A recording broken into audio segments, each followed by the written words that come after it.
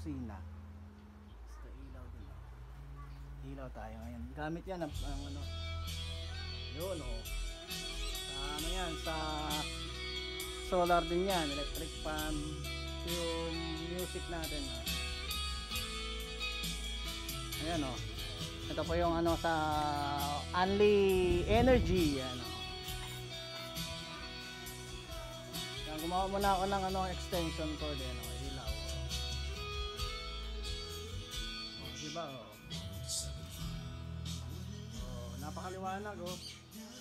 Gamit po tayo ng ano, solar. Pati doon sa labas, meron din yan oh, yung ating ano clip fan, sabay-sabay yan. Ang gamit na ngayon ay wattage. Pagkikita natin yung wattage ngayon, ang gamit natin ay ano, 122 watts. Ayan, nagcha-charge po siya ngayon. Ayan, continuous charging yan.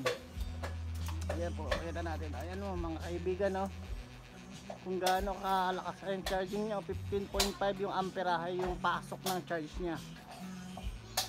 Pumapasok yan sa battery. Ang battery natin ay ano, ito lang oh. Yan, tight. Hindi, ito lang oh. Maliit lang yun oh.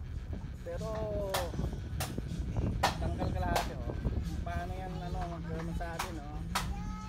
Life before battery.